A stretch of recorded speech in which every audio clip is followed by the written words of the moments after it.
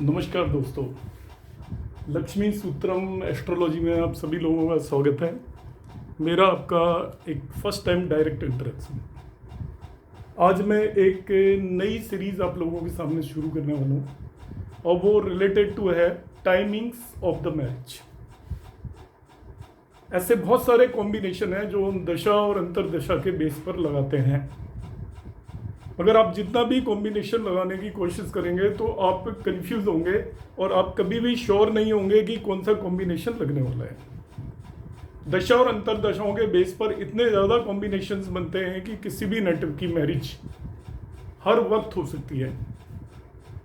आप अलग अलग लोगों से बात करोगे तो वो आपको 7th house, 7th Lord, 7th house में जो प्लैनेट प्लेस्ड है डिवन चार्ट में, उन सभी की दशाओं में मैरिज पॉसिबल है। इसी तरीके से यदि D9 चार्ट में चले जाते हैं तो फिर 7th हाउस, 7th लॉर्ड और 7th हाउस ऑफ D9 में जो भी प्लैनेट्स प्लेस्ड हैं उन सभी की दशाओं में मैरिज हो सकती है। अब केवल हम दशाओं तक देखते हैं तो कोई बात नहीं थी, मगर हमने देखा है कि हम अंतरदशाएं भी लगा लेते हैं और प्रत्यंतर दशाएं भी लगा लेते हैं। और ये तो मैं अभी 7th हाउस की दशाओं की बात कर रहा हूँ। और भी बहुत सारे हाउसेज हैं, लाइक 2nd हाउस में भी सेम कॉम्बिनेशन आप लगा सकते हो। 2nd हाउस लॉर्ड और उसके अंदर जो भी प्लेनेट प्लेस्ड है। और आगे बढ़ जाते हैं तो आपका जो 7th लॉर्ड के साथ जो प्लेनेट कंजक्टेड है उसकी भी दशा में हम मैरिज कंसिडर कर लेते हैं। बहुत सारे लोग कहते हैं कि राहु की दशा में मैरिज हो ही जाती है, राहु ब्याहु होता है, वो मैरिज करा ही देता है। फिर वीनस क्योंकि मैरिज का एक सिग्निफिकेटर है, कारक है, तो उसकी दशा में भी मैरिज हो ही सकती है। तो इतनी दशाएं और अंतरदशाएं और प्रत्यंतर दशाएं हमने मान ली है, तो ऐसा कोई भी समय नहीं होगा जब मैरिज नहीं होगी। तो जब भी आप टाइमिंग ऑफ मैरिज करोगे दशा और अंतरदशाओं के बेस पर, मैं उसको रूल आउट नहीं कर रहा कि वो बिल्कुल गलत है या कुछ है, मगर उसको अप्लाई प्रॉपरली नहीं किया जाता, जैसे मर्जी हम उसको बताने लग जाते हैं। उस पर मैं लेटर ऑन बात करूंगा। आज जो मैं बात करने वाला हूँ वो प्योरली मेरी रिसर्च है और आपको ये मैं बता देता हूँ कि ये 90% केसेस में मैंने लगा के देखा है अबाउट 1000 चार्ट्स, और आपको 90% केसेस में ये मैं सक्सेसफुल हुआ हूँ इसको लगाने में। आप लोग भी ट्राई करें तो आई होप आप इसमें सक्सेसफुल होंगे और आपके जो भी आउटपुट है, आपको जो भी लगता है वो आप मेरे साथ शेयर करें। अब मैं आगे बढ़ता हूँ, एक्चुअली कॉम्बिनेशन क्या है, और ये प्योरली ट्रांजिट के बेस पर है। जनरली सैटर्न और जुपिटर का डबल ट्रांजिट हम देखते हैं कि सैटर्न उस पर्टिकुलर हाउस को एस्पेक्ट करे और जुपिटर उस पर्टिकुलर हाउस को एस्पेक्ट करे। दोनों का डबल ट्रांजिट मतलब दोनों प्लेनेट एक साथ उस पर्टिकुलर हाउस को यदि आपके एस्पेक्ट कर रहे हो या इन्फ्लुएंस कर रहे हो तब मैरिज होती है। तो मैरिज के केस में जो मैरिज का रिलेटेड हाउस है that is the 7th house, और 7th हाउस से रिलेटेड प्लेनेट की दशा और अंतरदशा में हम मान के चलते हैं मैरिज होती है। और जब भी सैटर्न और जुपिटर इसके ऊपर ट्रांजिट करता है तब हम मान के चलते हैं कि मैरिज होगी। तो मैं कौन सी नई बात लेकर आया हूं? तो मैं जो ट्रांजिट की बात आज करने वाला हूं वो बिल्कुल ही अलग है और ये एंटायरली डिफरेंट है, रिसर्च बेस्ड है। और आप इसको लगा के देखें तो आपको लगेगा ये बिल्कुल चमत्कारिक है। इससे ज़्यादा एक्यूरेट मैरिज की टाइमिंग्स में प्रेडिक्शन देने में कोई और टेक्निक मेरे हिसाब से नहीं है। आप ट्राई करें और यदि आपको लगता है तो आप मेरी बात को अप्रिशिएट करेंगे। सबसे पहले आप देखेंगे किसी भी नेटिव की मैरिज आपको देखनी है तो देखिए कि सैटर्न का ट्रांजिट देखिए एट दैट टाइम। सैटर्न का ट्रांजिट जैसे as on today Saturn Aquarius में ट्रांजिट कर रहा है, डायरेक्ट मोशन में आ गया आज। सैटर्न का ट्रांजिट करेंगे, ट्रांजिट में सैटर्न 7th लग्न और लग्न लॉर्ड को इन्फ्लुएंस करना चाहिए, दोनों में से किसी एक को। ये लगाने में थोड़ा सा कॉम्प्लिकेटेड है तो आप कॉपी और नोटबुक लेकर बैठे तभी आप कर पाएंगे। लग्न और लग्न लॉर्ड को वो इन्फ्लुएंस करना चाहिए। दूसरा 7th हाउस और 7th लॉर्ड को इन्फ्लुएंस करना चाहिए। पहले से ही मैं क्लैरिफाई कर देता हूं, ये दोनों ही चीजें होनी चाहिए। यानी कि लग्न और लग्न लॉर्ड को कर रहा है, लग्न और लग्न लॉर्ड में से किसी एक को आप ले सकते हो। कि वो या तो लग्न को इन्फ्लुएंस कर रहा है या लग्न लॉर्ड को, वो एक कॉम्बिनेशन आपका मीट हो गया। और दूसरा वो आपको इन्फ्लुएंस करना चाहिए 7th हाउस और 7th हाउस लॉर्ड को, 7th लॉर्ड को। तो ये भी होना चाहिए, ये भी होना चाहिए, तो वो पहला कॉम्बिनेशन मीट करेगा इन ट्रांजिट। तो सैटर्न हमें पता है कि उसके 3 एस्पेक्ट होते हैं, 3rd हाउस, 7th हाउस और 10th हाउस। तो इन तीनों एस्पेक्ट के बेस पे या उसका प्लेसमेंट भी हो सकता है चौथी जगह, तो 4 प्लेसेस को वो एक साथ इन्फ्लुएंस एटलीस्ट करता है। तो वो लग्न और लग्न लॉर्ड को इन्फ्लुएंस करे, 7th हाउस और 7th लॉर्ड को इन्फ्लुएंस कर रहा है। तो पहली कंडीशन मीट हो गई कि सैटर्न यदि आपका इनको इन्फ्लुएंस कर रहा है, तब हम सेकंड कंडीशन पे जाएंगे, मैरिज की पॉसिबिलिटी है। और सैटर्न जिस डेट को इन्फ्लुएंस करता है, जिस भी डेट को पहली बार इन्फ्लुएंस करता है ट्रांजिट में, जैसे करंटली वो आपका 11 साइन में ट्रांजिट कर रहा है। 11 साइन देखोगे इसके अंदर ट्रांजिट कर रहा है वो करंटली। तो 11 साइन सपोज किसी की लग्न में आ गया, तो वो लग्न को भी इन्फ्लुएंस कर रहा है और 7th हाउस को भी इन्फ्लुएंस कर रहा है। तो इसका मतलब उसका टाइमिंग ऑफ मैरिज इस टाइम हम सैटर्न के ट्रांजिट के बेस पर हम उसको कंसीडर कर सकते हैं। जिस दिन वो उसको इन्फ्लुएंस करेगा फर्स्ट टाइम, उससे 27 मंथ पीरियड के अंदर उस नेटिव की मैरिज हो सकती है। तो एक 27 मंथ की एक टाइम लिमिट है। This is the time limit of 27 month. With in 27 month से लेके मैक्सिमम आप 30 मंथ ले सकते हो, पर on the basis of average ये निकला हुआ है 27 मंथ। तो सैटर्न जब पहली बार लग्न और लग्न लॉर्ड पहला कॉम्बिनेशन 7th हाउस और 7th लॉर्ड में से किसी को भी इन्फ्लुएंस करता है, उससे 27 मंथ के अंदर नेटिव की मैरिज हो सकती है। तो this is the first combination. ये केवल एक पहला कॉम्बिनेशन है, इसके बेस में मैरिज प्रेडिक्ट नहीं करना। इसमें टोटल 4 कॉम्बिनेशन है, वो सब लगेंगे तभी मैरिज होगी। तो पहले मैंने सैटर्न का ट्रांजिट बताया। अभी जैसे मैं यहाँ पे कंसिडर कर लेता हूँ कि भाई सैटर्न इस जगह पे प्लेस्ड हो गया नेटिव के, लाइक ये 11 साइन है, सपोज इसमें ये मैंने हाउसेस लिखे हुए हैं, सपोज यहाँ पे 11 साइन है, तो at present it will influence the लग्न को भी कर रहा है और 7th हाउस को भी कर रहा है। तो आपका पहला कॉम्बिनेशन मीट हो गया। इसमें टाइम लिमिट रख लीजिए, जैसे आपने आज ही देखा है। तो today it's 5th of November.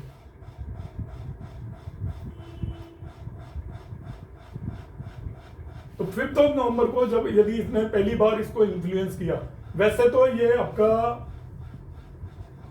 जनवरी में एक्चुअली आ गया था 11 साइन में। तो जब जनवरी में इसने इन्फ्लुएंस करना शुरू कर दिया था, उसमें आप जनवरी 23, उसमें आप 27 मंथ ऐड कर दीजिए। वो इसकी डेडलाइन होगी कि तब तक नेटिव की मैरिज हो जाएगी यदि अदर कंडीशंस भी सेटिस्फाई होती हैं। अब आ जाता हूं मैं सेकंड कंडीशन पे, that is transit of Jupiter. With in that 127 month, जो सैटर्न वाले जो 27 मंथ का पीरियड है उसके बियॉन्ड नहीं जाना चाहिए। जुपिटर यदि लग्न और लग्न लॉर्ड, 7th हाउस और 7th लॉर्ड, 5th हाउस और 5th लॉर्ड, 9th हाउस और 9th लॉर्ड और नेटल वीनस, जो उसके जन्म कुंडली के अंदर शुक्र जिस भी हाउस में है, इन चारों कॉम्बिनेशंस को मीट करता है। चारों को मीट करना चाहिए, इनमें से कोई एक नहीं, ऑल 4। मगर हर एक में जैसे पहली वाली में वो लग्न को कर ले या लग्न लॉर्ड को कर ले तो पहली कंडीशन मीट हो जाएगी। 7th हाउस और 7th लॉर्ड को कर ले तो सेकंड कंडीशन मीट हो जाएगी। 5th हाउस और 5th लॉर्ड को कर ले तो थर्ड कंडीशन मीट हो जाएगी। 9th हाउस और 9th लॉर्ड और नेटल वीनस को कर ले तो 4th कंडीशन मीट हो जाएगी। ये चारों कंडीशंस एक साथ मीट होनी चाहिए। तब जब ये चारों कंडीशंस मीट हो जाएंगी तब आपकी सेकंड कंडीशन होगी। तो वो ये 1 ईयर पीरियड होगा जिसके अंदर उस नेटिव की मैरिज हो जाएगी। ये कंडीशन जब मीट हुई है उससे विद इन 1 ईयर उस नेटिव की मैरिज हो जाएगी। मगर ये जो 1 ईयर पीरियड है इस 27 मंथ के अंदर ही फॉल करना चाहिए। ठीक है, जैसे मैं जनवरी 23 का ट्रांजिट लूं तो इसकी डेडलाइन हो जाएगी, मैं 27 मंथ ऐड कर देता हूं तो ये आपके हो जाएगी करीब अप्रैल 25। तो जो जुपिटर का भी जो ट्रांजिट है वो इसको सेटिस्फाई करना चाहिए इस पीरियड रेंज में। और जुपिटर जिस डेट को इसको सेटिस्फाई करेगा उससे 1 ईयर के अंदर अंदर मैरिज हो जाएगी। मैं एग्जांपल के लिए मान लेता हूं कि सपोज जुपिटर ने इसको सेटिस्फाई किया जनवरी 24 में, ये चारों कंडीशन मीट होगी जनवरी 24 में, तो उससे 1 ईयर मतलब जनवरी 25 तक उस नेटिव की मैरिज हो जाएगी। अब ये टाइम, ये वाला टाइम आ गया आपका। पहले हमने रेंज दी थी 27 मंथ की, अब विद इन दैट 27 हमने 1 ईयर का पीरियड दे दिया। ये चारों कंडीशन सेटिस्फाई करनी चाहिए। अब इसमें मैं आपको एक चीज और बता देता हूँ, ये चारों एक साथ सेटिस्फाई नहीं करेंगी। सबसे पहले आपका ऐसा होगा कि लग्न लॉर्ड और 7th हाउस और 7th लॉर्ड को इन्फ्लुएंस कर रहा है जुपिटर। कुछ टाइम के बाद ट्रांजिट हुआ और उसकी पोजीशन चेंज होगी और उसने 5th हाउस और 5th लॉर्ड को और 9th हाउस 9th लॉर्ड या वीनस को इन्फ्लुएंस कर दिया। ऑल 4 एट ए टाइम होना बहुत डिफिकल्ट है, पर इनमें से 2 कंडीशन जिस भी डेट को पहली बार सेटिस्फाई हो रही है वो डेट नोट कर लो, उससे 1 ईयर का पीरियड होगा। उस विद इन 1 ईयर के अंदर आपका वो जरूर इन दोनों कंडीशन को भी सेटिस्फाई करना चाहिए, कभी भी आगे चल के वो सेटिस्फाई कर देगा। जब ये चारों कंडीशन सेटिस्फाई होंगी तो उस 1 ईयर के पीरियड में उस नेटिव की मैरिज हो जाएगी। अब आपने 1 ईयर ये शॉर्ट कर दिया, मैंने ऐसे ही एग्जांपल लिया है। मैं नेक्स्ट वीडियो में एक प्रैक्टिकल एग्जांपल लेकर समझाऊंगा, अभी मैं इसका थियोरेटिकल पार्ट एक्सप्लेन कर रहा हूं। अब हम देखेंगे ट्रांजिट ऑफ मार्स, मंगल का ट्रांजिट। तो मार्स में क्या करना है आपको दोस्तों, कि मार्स में भी ये चारों कंडीशन सेटिस्फाई होनी चाहिए। मार्स भी ट्रांजिट के अंदर लग्न और लग्न लॉर्ड को इन्फ्लुएंस करे, 7th हाउस और 7th लॉर्ड को इन्फ्लुएंस करे, 5th हाउस और 5th लॉर्ड को इन्फ्लुएंस करे, 9th हाउस और 9th लॉर्ड और नेटल वीनस को इन्फ्लुएंस करता हो। मगर मार्स को वो इन्फ्लुएंस करने with in this one particular 1 year. जो जुपिटर का टाइम रेंज है उसके अंदर मार्स को इसे इन्फ्लुएंस करना पड़ेगा चारों को। तो उस पर्टिकुलर ड्यूरेशन में 6 मंथ में मार्स जब इन्फ्लुएंस करता है उससे 6 मंथ पीरियड के अंदर नेटिव की मैरिज हो जाएगी। मगर ये 6 मंथ पीरियड इस 1 ईयर के अंदर फॉल करना चाहिए। उसके बियॉन्ड या पहले कर रहा है तो वो कोई मीनिंग नहीं है उसका, तब आप कहोगे नहीं होगी मैरिज इस ड्यूरेशन में। तो मैंने यहाँ पे जनवरी 24 तक से जनवरी 25 तक ऐसे एग्जांपल के लिए लिया था कि जुपिटर इन्फ्लुएंस कर रहा है। अब सपोज हम मान लेते हैं कि अप्रैल 24 में मार्स ने भी ट्रांजिट की कंडीशंस को सेटिस्फाई कर दिया, तो उससे 6 महीने के पीरियड तक सितंबर 24 तक उस नेटिव की मैरिज हो जाएगी। तो आपने ये पीरियड 6 मंथ पे आ गए। अब हम 27 मंथ से चलते हुए इस चीज का ध्यान रखना है, जो जुपिटर है उसका पीरियड आना चाहिए with in 27 month of the Saturn, Mars का पीरियड आना चाहिए with in 1 year of the Jupiter. Last और फोर्थ जो पॉइंट है वो बिल्कुल उसकी मैरिज को पिन पॉइंट कर देगा नेटिव को ट्रांजिट में। इसमें आपको ट्रांजिट देखना है 7th लॉर्ड का, जो भी 7th लॉर्ड है विद इन 7th लॉर्ड जब भी लग्न लॉर्ड, 9th लॉर्ड और 11th लॉर्ड को ट्रांजिट में इन्फ्लुएंस करेगा।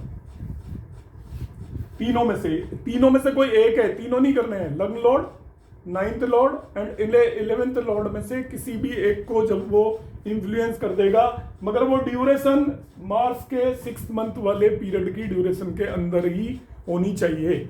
उसके आउटसाइड है तो उसका कोई मतलब नहीं है। तो जिस डेट को भी इन्फ्लुएंस करेगा उससे 40 डेज पीरियड में उस नेटिव की मैरिज हो जाएगी। तो हम अप टू 40 डे तक इसको पिन पॉइंट कर सकते हैं। अब इसमें आप में से बहुत सारे लोग, मैं इसको फिर रिपीट करूंगा एंड में, पर एक पॉइंट आपको बता देना चाहता हूं कि आपके बहुत सारे लोग कहेंगे कि नहीं ये तो इससे एग्जैक्ट डेट वही नहीं है ये मैरिज की। तो मैरिज एक प्रोसेस है, आप इसको ये समझ लें जरा। हम जो मैरिज की डेट बोल रहे हैं उसमें 3-4 चीजें हो सकती हैं। या तो आपकी बात चल गई और वहीं आगे जाके बात बन जाएगी यदि वो ये कंडीशन सेटिस्फाई कर रही है। 2 बच्चों का अफेयर चल रहा है, उनका अफेयर चल रहा है और उस कंडीशन में दोनों एक दूसरे को मिले तो वो बात मैरिज पे आगे बढ़ेगी। मैरिज एक्चुअली एक रिचुअल है, एक तरीके का फंक्शन है। तो फंक्शन को आप इसमें मैरिज कंसिडर करके ना चलें। 2 लोगों के बीच में जब म्यूचुअल अंडरस्टैंडिंग हो जाती है कि अब हम मैरिज करेंगे तो आप उसी को मैरिज की डेट कंसिडर करके चलें। यहाँ पर एग्जैक्ट जब वो फंक्शन कब हो रहा है उस पर्टिकुलर डेट से इसका कोई मतलब नहीं है। इसका मतलब है कि दो लोगों के बीच में ये म्यूचुअल अंडरस्टैंडिंग होगी कि वो दोनों मैरिज करेंगे। वो किस डेट को मैरिज करते हैं उसको यहाँ पर आप उतना स्ट्रिक्टली अप्लाई ना करें। आप सभी केसेस में देख लेना है, या तो लोगों की एंगेजमेंट हुई होगी अरेंज मैरिज में, या एंगेजमेंट से 1-2 महीने पहले होगा, क्योंकि जब मैरिज होती है तो उसका एक प्रोसेस होता है, बातचीत शुरू होती है लोगों के बीच में। तब जब बात इनिशिएट होता है वो भी डेट हो सकती है, मगर ये आपको मीट 100% करेगी, ये मैं आपको बता देता हूँ। मैं इसको फिर से रिपीट कर रहा हूँ। ट्रांजिट के बेस पर यहाँ पे हम 4 चीजों का ट्रांजिट देखेंगे, सैटर्न का, जुपिटर का, मार्स का और 7th लॉर्ड का। सैटर्न के ट्रांजिट के लिए कंडीशन है कि Saturn in transit must influence, पहले दोनों कंडीशन सेटिस्फाई होनी चाहिए, लग्न और लग्न लॉर्ड, 7th हाउस और 7th लॉर्ड। सैटर्न ने जिस डेट को भी ट्रांजिट किया, इन्फ्लुएंस किया, वो डेट नोट कर लो, उससे 27 मंथ वाली डेडलाइन होगी, तब तक नेटिव की मैरिज हो जाएगी। अब दूसरी कंडीशन पाएंगे जुपिटर को। तो जुपिटर वो जो 27 मंथ की डेडलाइन है उसी के अंदर ही जुपिटर ड्यूरिंग दैट डेडलाइन आपका लग्न और लग्न Lord, 7th house 7th Lord, 5th house 5th Lord, 9th house और 9th लॉर्ड और नेटल वीनस, इनमें इन दोनों में से कोई एक, इन दोनों में से कोई एक, इन दोनों में से कोई एक, इन तीनों में से कोई एक को इन्फ्लुएंस कर रहा है, मगर करना है चारों को करना पड़ेगा उसे। 1 ईयर पीरियड जब वो ऐसा इन्फ्लुएंस करता है पहली बार, जैसे लग्न और लग्न लॉर्ड या 7th हाउस 7th लॉर्ड को किया, इन दोनों को नहीं किया, कुछ दिन बाद कर देगा, तो जिस दिन करेगा उससे विदिन 1 ईयर उस नेटिव की मैरिज हो जाएगी। और वो 1 ईयर पीरियड सैटर्न के 27 मंथ के अंदर ही लाई करना चाहिए। डेडलाइन जो सैटर्न की बनाई है आपने उससे पहले आना चाहिए। यदि वो 1 ईयर का कुछ पार्ट यदि बाहर जा रहा है तो उसको आप एक्सक्लूड कर देंगे। मैक्सिमम ये डेडलाइन है, तब तक उसकी मैरिज होगी। थर्ड वन, अब जब जुपिटर ने कंडीशन सेटिस्फाई करती तो वह मार्स को देखोगे, तो मार्स भी इन चारों कंडीशंस को सेटिस्फाई करना चाहिए। जुपिटर और मार्स की कंडीशन सेम है, तो मार्स जब इन्हें इन्फ्लुएंस करेगा तो उससे विदिन 6 मंथ नेटिव की मैरिज हो जाएगी, मगर वो 6th मंथ पीरियड आपका जुपिटर के 1 ईयर के अंदर अंदर लाई करना चाहिए। जुपिटर का पीरियड सैटर्न के अंदर आना चाहिए, तो सैटर्न का बिग पीरियड है, उसके अंदर जुपिटर का पीरियड आना चाहिए, जुपिटर के अंदर मार्स का पीरियड आना चाहिए। और लास्ट हम ट्रांजिट देखते हैं 7th लॉर्ड का, तो 7th लॉर्ड इन्फ्लुएंस करना चाहिए लग्न Lord, 9th Lord and 11th Lord को। तो जब इन्फ्लुएंस करेगा उससे विदिन 40 डेज पीरियड नेटिव की मैरिज हो जाएगी। तो आई होप आप इसको अप्लाई करें, और अप्लाई करना मैं नेक्स्ट एक वीडियो में लेकर आऊंगा, उसमें मैं इसको प्रैक्टिकली मैंने किस तरीके से अप्लाई किया है। लास्ट में मैं इसमें एक और कंसेप्ट बता देता हूं, जो यहाँ पर ये रिसर्च बेस्ड है, अलग अलग जगह अलग अलग लोगों का अलग अलग नजरिया है, पर ये मेरी अपनी पर्सनल रिसर्च है और लोगों की है जिसमें मैंने कुछ एडअप किया है। इसमें आप जब इन्फ्लुएंस देखते हो तो जब भी कोई प्लैनेट रेट्रो या वक्री हो, तो वक्री होगा तो उसका हम एस्पेक्ट उससे पहले वाले हाउस से भी देखेंगे। यहाँ पर वक्री प्लैनेट का, जैसे सपोज अभी वक्री था कल तक सैटर्न, तो वो 10 साइन से भी 11 साइन में वक्री हुआ था, वो एक्वेरियस में, तो हम उसकी एस्पेक्ट 10 साइन मतलब मकर राशि से भी उसका एस्पेक्ट हम देखेंगे। तो रेट्रो प्लैनेट जो भी होगा, वक्री प्लैनेट जो भी होगा, उसका इन्फ्लुएंस उससे पिछले हाउस से उसकी एस्पेक्ट देखेंगे, मतलब उसकी डबल एस्पेक्ट देखेंगे। एक तो वो जिस साइन के अंदर है वहां से एस्पेक्ट देखेंगे, और उससे पिछले साइन के अंदर है वहां से एस्पेक्ट देखेंगे। तो सैटर्न जब वक्री होगा तो उसकी टोटल 6 दृष्टि हो जाएंगी। एक तो उसकी 3 जिस साइन में वो है, और 3 दृष्टि उससे पिछले साइन से हो जाएंगी। तो वक्री प्लैनेट की आप डबल दृष्टि देखोगे, एक तो जिस साइन के अंदर वो प्लेस्ड है और उससे पिछले साइन के अंदर की भी दृष्टि देखोगे। तो ये चीज़ आप अप्लाई करेंगे तो आप इसमें बहुत अच्छे रिजल्ट मिलने वाले हैं। मैं नेक्स्ट वीडियो में लेकर आऊँगा आपको कि किस तरीके से हम इसे अप्लाई करेंगे। आपको बताइएगा, अपने सजेशंस मुझे दीजिएगा, एडवाइस दीजिएगा और कमेंट कीजिएगा आपको मेरी ये रिसर्च कैसी लगी। आप सभी लोगों का बहुत बहुत धन्यवाद।